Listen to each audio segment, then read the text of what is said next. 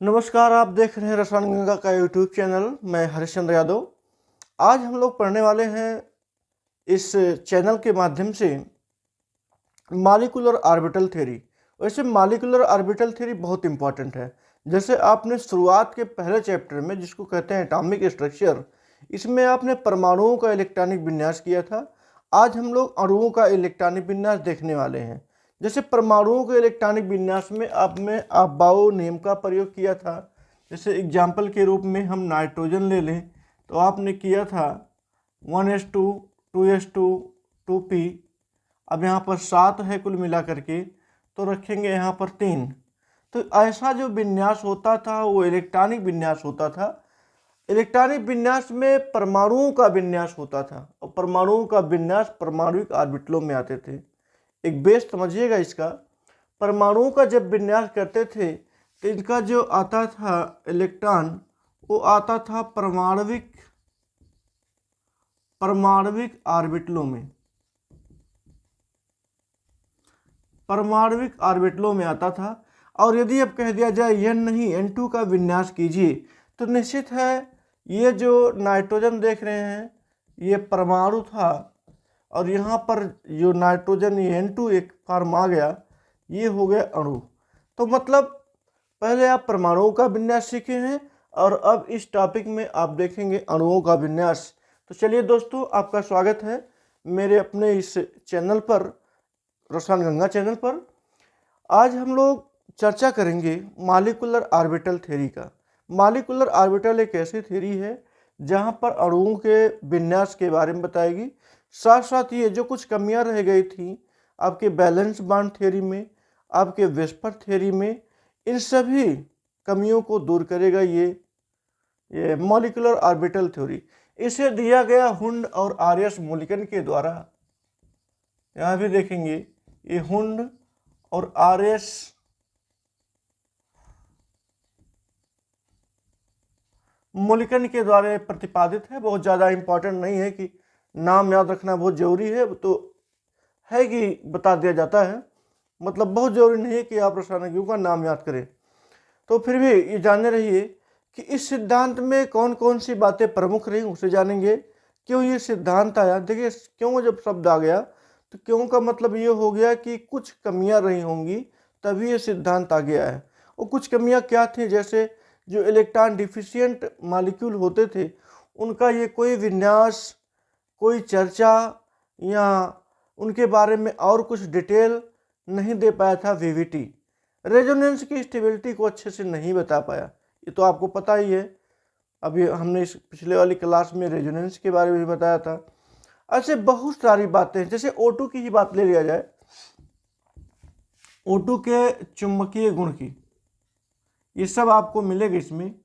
O2 के चुंबकीय गुण की बात कर लें, मैग्नेटिक बिहेवियर की बात कर लें, तो पता चलता है जो बैलेंस बॉन्ड थ्योरी होता है ये O2 को बता करके रखता है कि यह O2 जो है वास्तव में पैरामैग्नेट होता है।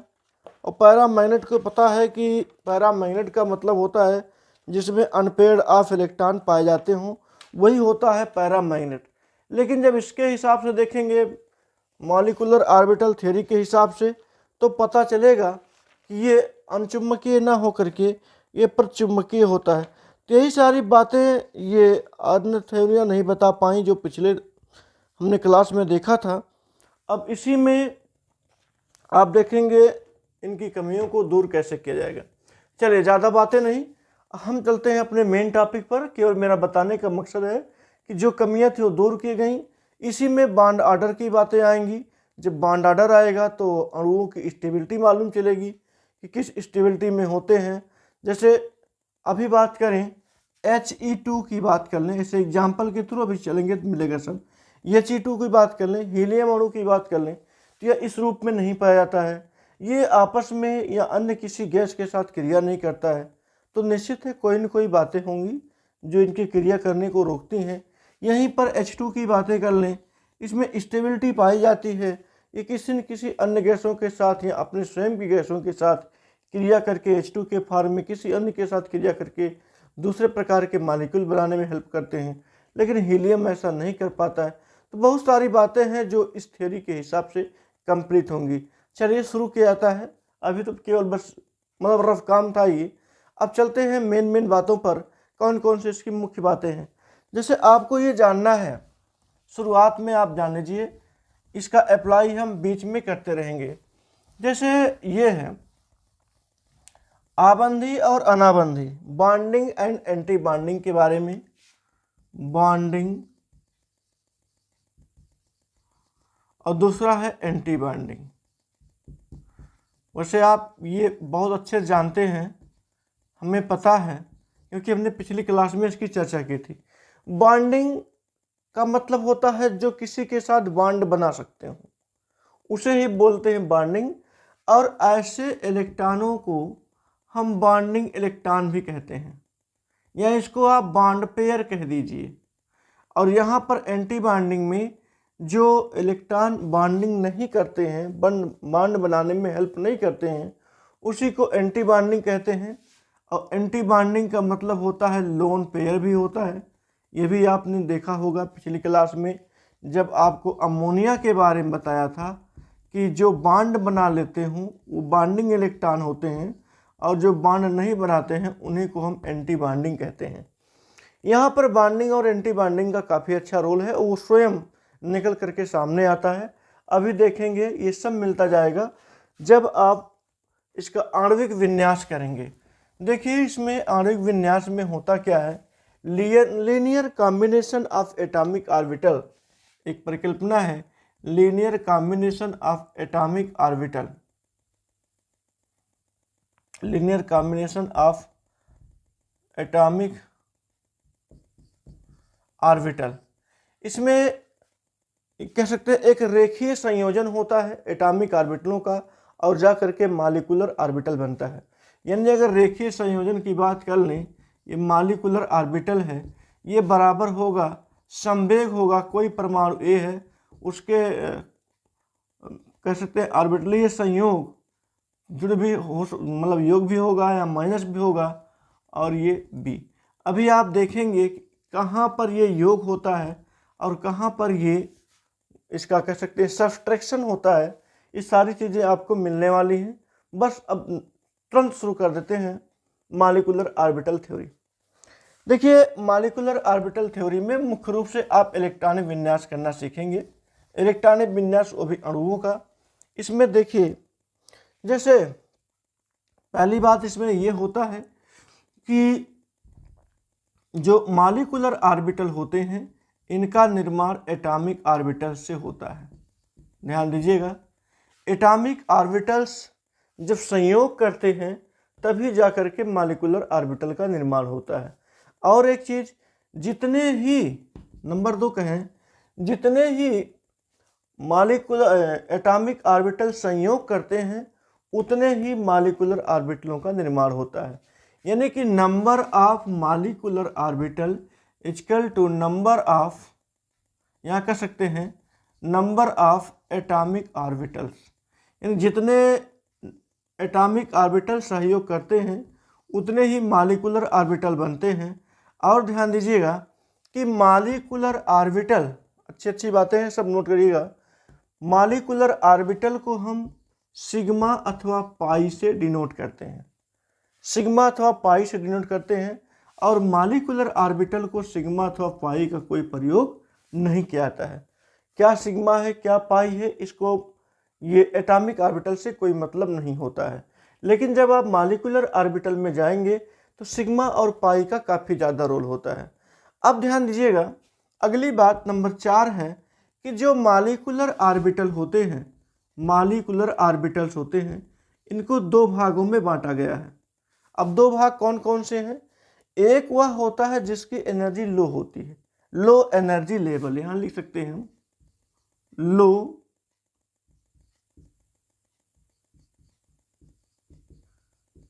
एनर्जी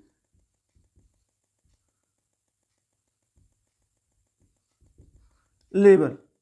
एक की एनर्जी कम होती है और जिसकी एनर्जी कम होती है, हुंड के नियमानुसार इसमें इलेक्ट्रॉन पहले पहुंचते हैं, और जब इसमें इलेक्ट्रॉन पहले पहुंचेंगे तो उसकी एनर्जी लो, और दूसरा जो उसका भाग होता है वह होता है high energy level, HEL।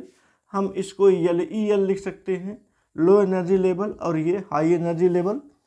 Low energy level में जो होता है उसमें सिग्मा और पाई का प्रयोग किया जाता है। ध्यान दीजिएगा, इसी में एक बात और रहेगी, इसमें सिग्मा और पाई का प्रयोग करेंगे, लेकिन हाई एनर्जी लेवल में सिग्मा और पाई का तो प्रयोग करेंगे, लेकिन इनके साथ स्टार लगा होगा। पहचान होगी, जिसमें स्टार लग जाए वो समझ लीजिए हाई एनर्जी लेवल है। लो एनर्जी लेवल के बाद ही इसमें इलेक्ट्रॉन पहुंचेंगे। ये बात अच्छे से समझिएगा कि सिग्मा और पाई का प्रयोग दोनों में करेंगे, लेकिन हाई एनर्जी लेवल जो होगा उसके साथ स्टार लगा होगा, लेकिन जो लो एनर्जी लेवल होगा वो बिना स्टार के होगा, मतलब उसके ऊपर कोई भी स्टार नहीं लगा होगा। तो आप जान जाएंगे ये लो एनर्जी लेवल होता है। और ये एक चीज़ है, और ये एक बैरियर लाइन तैयार करेंगे भी दोनों को अलग करने के लिए। तो जो लो एनर्जी लेवल होते हैं उनको आप आबंधी या उनको बाइंडिंग कह सकते हैं, उनको आप बाइंडिंग कह सकते हैं। और ये जो हाई एनर्जी लेवल होते हैं उनको आप एंटी बाइंडिंग कह सकते हैं। इस बात का खूब अच्छे से ख्याल रखिएगा। अभी एक डायग्राम बनाएंगे, उस डायग्राम में आपको मिलेगा कि जिसकी एनर्जी हाई होती है उसको HEL या उसको हम कह सकते हैं बाइंडिंग, एंटी बाइंडिंग, और जो लो एनर्जी में होते हैं उन्हें आप कहेंगे बाइंडिंग, और हाई एनर्जी को आप बोलेंगे एंटी बाइंडिंग। चलिए, इतनी जो बातें हैं, 4 बातें हैं, यही 4 बात मुख्य हैं। इसी से आपका ये कोई भी मॉलिक्यूल आएगा उसका हम इलेक्ट्रॉनिक विन्यास कर सकते हैं। पहला कि मॉलिक्यूलर ऑर्बिटल का निर्माण एटॉमिक ऑर्बिटलों के संयोग से होता है। दूसरा, नंबर ऑफ मॉलिक्यूलर ऑर्बिटल जितना भी होता है वो नंबर ऑफ एटॉमिक ऑर्बिटल के बराबर होता है। नंबर ऑफ ये कह सकते हैं मॉलिक्यूलर ऑर्बिटल जो होता है उसमें हम सिग्मा और पाई का प्रयोग करते हैं, लेकिन एटॉमिक ऑर्बिटल में सिग्मा और पाई का प्रयोग नहीं करते हैं। मॉलिक्यूलर ऑर्बिटल को 2 भागों में बांटा गया है। एक है लो एनर्जी लेवल, ये नीचे होता है, बैरियर लाइन के नीचे होता है, और इसको लो एनर्जी लेवल भी कहते हैं। साथ साथ इसमें सिग्मा और पाई का प्रयोग करते हैं, और ये बॉन्डिंग होते हैं, मतलब बॉन्डिंग का मतलब बंध बनाने में हेल्प करते हैं। और जो ऊपर होता है नंबर 2, उनको HEL यानी कि हाई एनर्जी लेवल कहते हैं। इसमें सिग्मा पाई तो लगा होता है, लेकिन स्टार के साथ लगा होता है, इसको आप एंटी बॉन्डिंग कह सकते हैं। और इसमें जो इलेक्ट्रॉन उपस्थित होते हैं एंटी बॉन्डिंग में, नंबर ऑफ एंटी बॉन्डिंग कह सकते हैं। और इसमें जो इलेक्ट्रॉन होते हैं number of bonding electron, bonding electron होते हैं, ये एंटी बॉन्डिंग इलेक्ट्रॉन होते हैं। यहाँ तक बात क्लियर होगी। एक और पढ़ा दें हम, 4 हो ही गया है, 5वां कर लें अगर। 5वें में क्या होता है, बॉन्ड ऑर्डर। ये बॉन्ड ऑर्डर जो होता है स्टेबिलिटी को बताता है, कोई भी अणु कितना स्टेबल है कितना स्टेबल नहीं, इस बात को ये बताता है। बॉन्ड ऑर्डर निकालने के लिए number of bonding electron minus number of anti bonding by 2 कर देंगे। याद रखेंगे, यदि ये बॉन्ड ऑर्डर बराबर 0 हो जाए तो समझ लीजिएगा ये अणु बिल्कुल अनस्टेबल है, ये अणु जो होगा वो अनस्टेबल होता है, ये ध्यान दीजिएगा। और यदि इसका मान 0 पॉइंट मतलब कह सकते हैं भिन्नात्मक फॉर्म में आ जाए, डिफरेंशियल फॉर्म में आ जाता है, तो भी ये अनस्टेबल ही होता है, अनस्टेबल ही होगा। जैसे 1.5 आ जाए तो भी ये स्टेबल नहीं होगा। हाँ, कोई होल नंबर आ जाए, 1 आ जाए, 2 आ जाए, 3 आ जाए, तो ये जो होता है अणु बिल्कुल अस्थाई होता है। यानी अस्थायित्व लाने के लिए एक नंबर की जरूरत होती है, 1 2 3। अनस्टेबिलिटी लाने के लिए उसको भिन्नात्मक फॉर्म में यानी कि दशमलव के फॉर्म में आना चाहिए। यदि 0 हो जाता तो बिल्कुल अनस्टेबल होगा, जैसे हीलियम हो गया He2, ये बिल्कुल अनस्टेबल होता है। इन बातों को भी ख्याल में रखेंगे। और अगर मैग्नेटिक बिहेवियर की बात करें, मैग्नेटिक बिहेवियर की बात कर लेते हैं, तो जिसमें अयुग्मित इलेक्ट्रॉन पाया जाए यानी unpaired of electron, unpaired of electron पाए जाते हों। अनपेयर्ड ऑफ इलेक्ट्रॉन पाए जाने के कारण इसमें पैरामैग्नेटिज्म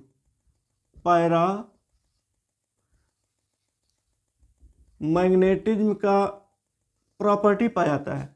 क्या होता है पैरामैग्नेटिज्म? पैरामैग्नेटिज्म का मतलब इतना होता है कि जब भी इनको मैग्नेट के फील्ड में रखा जाता है, उस अणु को, उस पदार्थ को मैग्नेट के फील्ड में रखा जाता है, तो प्रबलता से एक दूसरे की ओर आकर्षित होते, अट्रैक्ट होते हैं, क्योंकि इनके पास अनपेयर्ड ऑफ इलेक्ट्रॉन होता है, वो पेयरिंग करने के लिए आगे आते हैं। जबकि अगर इलेक्ट्रॉन फुल्ली भरे हुए हैं, मतलब ऑर्बिटल में पूरी तरह से भरे हुए हैं, कहीं पर कोई भी अनपेयर्ड ऑफ इलेक्ट्रॉन नहीं पाया जाता है, तब ये समझिएगा ये जो होते हैं ये डाई मैग्नेट होते हैं, जिसको आप हिंदी में बोलते हैं प्रतिचुंबकीय। ये प्रतिचुंबकीय होंगे, अगर ऐसा आता है तो अनचुंबकीय। बस इतनी ही बातें हैं, डायग्राम के थ्रू इसे बता दें। ये जो एनर्जी लेवल आपका दिखाई दे रहा है, यहाँ number of bonding, number of anti bonding दिखाई दे रहे हैं। जो हमने ये बैरियर लाइन की बात की, इसको भी डायग्राम के थ्रू देखा जा सकता है। चलिए देखते हैं डायग्राम के थ्रू, आप चाहें इसका स्क्रीनशॉट ले लीजिए। चलिए देखते हैं।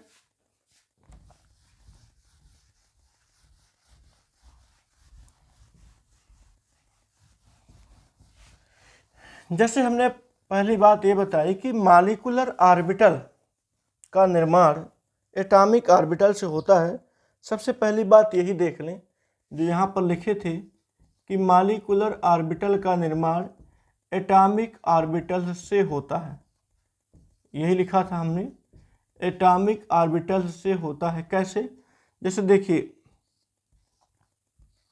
एक एक बार जितना हमने लिखा है उसी की व्याख्या कर देते हैं। यहाँ पर देखेंगे, अच्छा यहाँ देखेंगे, ये जो बाहर लिखा होता है, यहाँ पर दोनों साइड में बाहर बाहर लिखा होता है, टर्मिनल पर वास्तव में यही एटॉमिक ऑर्बिटल्स होते हैं। यहाँ पर हम लिख देते हैं, यही क्या होते हैं? एटॉमिक ऑर्बिटल्स होते हैं। देखिए, एटॉमिक ऑर्बिटलों के संयोग से ये बनता है मॉलिक्यूलर ऑर्बिटल। हमने छोटा सा केवल एग्जाम्पल लिया है समझाने के लिए।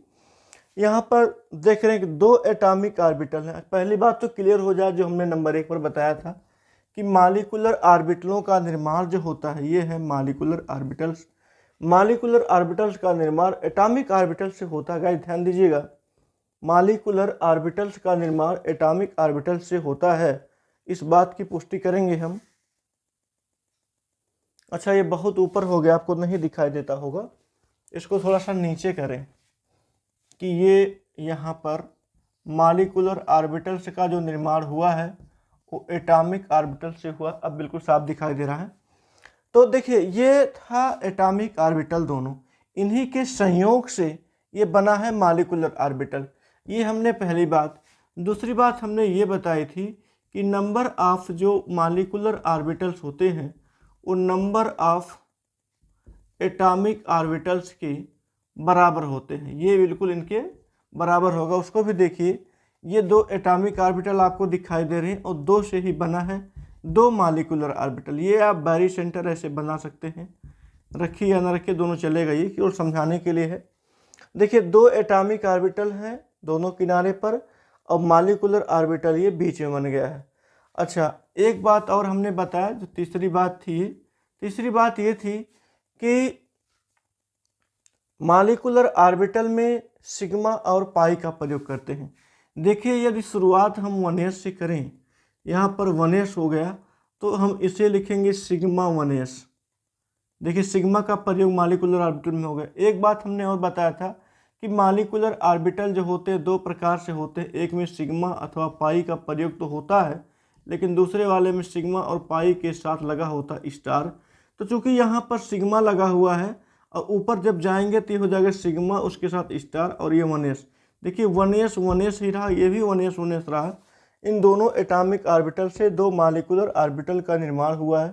इसमें सिग्मा 1s का प्रयोग किया हमने, यहाँ पर सिग्मा स्टार 1s का प्रयोग किया। हाँ, ये कहा था कि जो नीचे होते हैं वो लो एनर्जी लेवल होते हैं। बिल्कुल देखिए, बैरी सेंटर के नीचे ये लो एनर्जी लेवल है और ये जो होता है ये हाई एनर्जी लेवल होता है। ये भी बात आपको मिल गई। जितना हमने बात बताया था 1 से लेकर के 5 तक, सारी बातें इसी फंक्शन में आपको दिखाई देंगी। ये बैरी सेंटर के ऊपर जो होगा हाई एनर्जी लेवल होगा, बैरी सेंटर के जो नीचे होगा वो लो एनर्जी लेवल होगा। जो लो एनर्जी लेवल होते हैं उनको बॉन्डिंग कहते हैं, ध्यान दीजिएगा, उनको बॉन्डिंग कहते हैं, ये हो गया। और जो हाई एनर्जी लेवल में होते हैं उनको एंटी बॉन्डिंग कहते हैं। बिल्कुल एंटी बॉन्डिंग में मिल गया आपको। High energy level anti bonding, low energy level bonding. और लो एनर्जी लेवल में जो इलेक्ट्रॉन पाए जाते हैं उनको बॉन्डिंग इलेक्ट्रॉन कहते हैं, नंबर ऑफ बॉन्डिंग इलेक्ट्रॉन। और यहाँ जो हाई एनर्जी लेवल में होते हैं उनको number of anti bonding electron भी कहते हैं। देखिए दोनों बातें क्लियर हो गई। HEL यानी कि एंटी बॉन्डिंग यानी Na, और LEL मतलब लो एनर्जी लेवल यानी कि इसको बोल देंगे बॉन्डिंग। बॉन्डिंग में जितने भी इलेक्ट्रॉन पाए जाएंगे वो नंबर ऑफ बॉन्डिंग इलेक्ट्रॉन कहलाएंगे। इन दोनों को हमने इसलिए लिख दिया क्योंकि जब आप बॉन्ड ऑर्डर निकालेंगे किसी भी मॉलिक्यूल का तो यहाँ पर number of bonding minus number of anti bonding लिख करके बाई 2 करेंगे। अब उसी से पता चलेगा कि वह मॉलिक्यूल स्टेबल है कि अनस्टेबल है। तो इसलिए बॉन्ड ऑर्डर निकालने के लिए हमें नंबर ऑफ बॉन्डिंग और नंबर ऑफ एंटी बॉन्डिंग की ज़रूरत थी, इसीलिए इसको दिखा दिया गया। चलिए एक छोटा सा कोई एग्जाम्पल लेते हैं, वहाँ पर आप समझेंगे कि बॉन्डिंग और एंटी बॉन्डिंग कैसे निकलता है, कैसे बॉन्ड ऑर्डर निकलता है। एक बात हमने अभी छोड़ दिया था, उसको भी जोड़ देते हैं। ये मैग्नेटिक बिहेवियर की हमने बात किया। मैग्नेटिक बिहेवियर में इसमें नहीं, इसमें मॉलिक्यूलर ऑर्बिटल में कहीं पर भी यदि आप अनपेयर्ड ऑफ इलेक्ट्रॉन देखें, वैसे प्रायः जानिएगा कि अनपेयर्ड ऑफ इलेक्ट्रॉन इसी में पाया जाएगा, इसमें नहीं, क्योंकि इसमें होगा भी तो नहीं माना जाएगा। ये मॉलिक्यूलर थ्योरी आप पढ़ रहे हैं, मॉलिक्यूलर ऑर्बिटल थ्योरी, तो निश्चित है कि मॉलिक्यूलर ऑर्बिटल में ही ये एंटी कह सकते हैं अनपेयर्ड अथवा पेयर्ड इलेक्ट्रॉनों का होना अनिवार्य होता है इसके मैग्नेटिक बिहेवियर को जानने के लिए। तो यदि यहाँ पर कहीं पर भी दिखाई दे आपको अनपेयर्ड ऑफ इलेक्ट्रॉन, अनपेयरिटी कहीं भी दिखाई दे, तो आप ये समझिएगा वह पैरामैग्नेट की प्रॉपर्टी को रिप्रेजेंट करेगा।